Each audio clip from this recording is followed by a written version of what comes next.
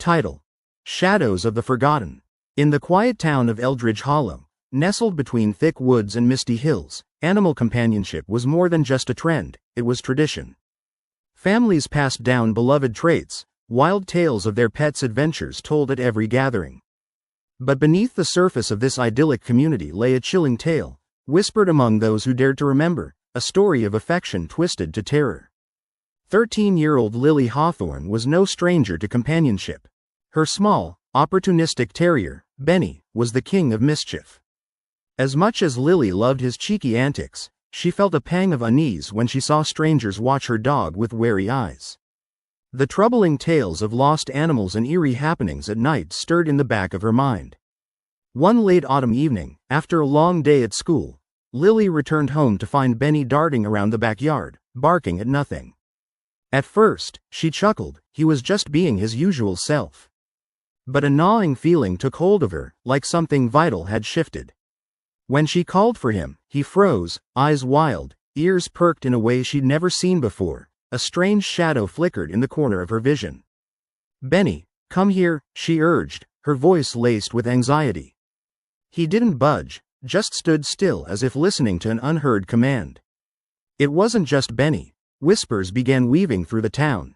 Cats slaughtered on porches, dogs barking savagely at empty yards. Eldridge Hollow soon transformed into an unsettling realm, darkness creeping into the laughter that had once resonated throughout. Weeks passed, and Benny began exhibiting odd behaviors. His fur bristled at the slightest sound. He would growl menacingly at the shadows that danced beyond the porch lights. Traces of something sinister began seeping through the cracks of Lily's home. Late at night, the sounds of low growls and scratching at the doors filled her dreams, and by day, Benny would sit at the window, fixated on the woods, as if waiting for something, or someone. Lily confided in her friends, claiming that Benny might be haunted, that some dark force had taken root within him. They laughed, a cheerful echo that echoed unsettlingly against the backdrop of the growing dread.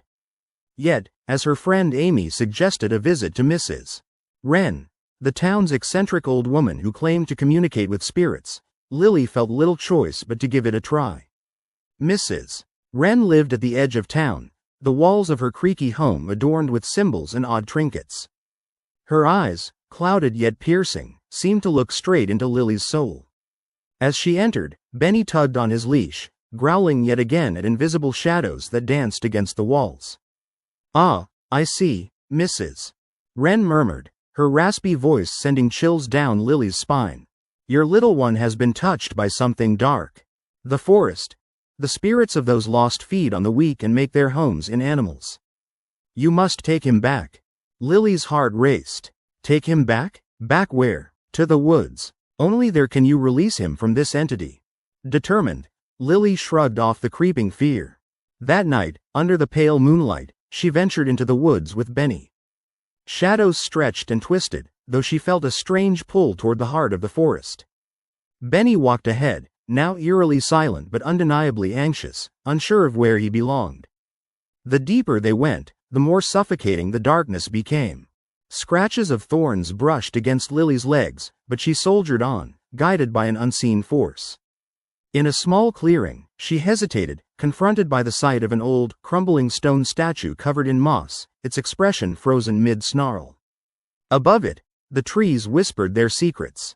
"Benny, come here," she called as her heart thudded in her chest. The dog had disappeared into the shadows. With a surge of fear, Lily searched frantically, calling his name. Suddenly, a low growl rumbled from behind the statue, and before she knew it, Benny emerged, but he looked different, glowing eyes filled with malice. "No, Benny," she cried. His form shifted grotesquely, muscles taut and bulging, as if a shadow had seeped through the essence of the terrier she knew. The air grew colder, and the very ground trembled beneath her, the whispers of the damned enveloping her whole. But deep in Lily's heart, a flicker of love ignited and engulfed her fear. "Benny, it's me. You're not alone," she shouted, forcing herself between him and the statue, which pulsed with an eerie light. Instinctively, she reached out, and to her shock, Benny halted, the glow in his eyes fluctuating. "You're still my dog," she yelled, and the shadows shrieked in disapproval. The statue trembled with rage as the air crackled, darkness swirling ominously around them. With one final surge of will, Lily forced her love outward, creating a barrier. A blinding light surged between them, a pulsating wave of warmth that cut through the darkness.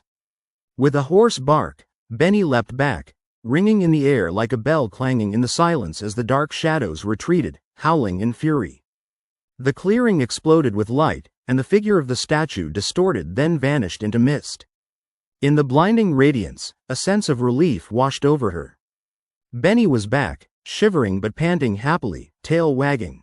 The woods grew still, as if nothing had ever threatened them. The fear that had gripped the town whisked into the wind. Lily returned home, holding Benny close, more determined than ever to protect him, knowing they had survived when so many before had failed. Shadows lingered in the corners of Eldridge Hollow, but they would wait, hiding, unseen, as long as there were loved ones to guard against their malevolence. The whispers of the woods might rise again, but for now, at least, the bond between them was stronger than any presence of darkness.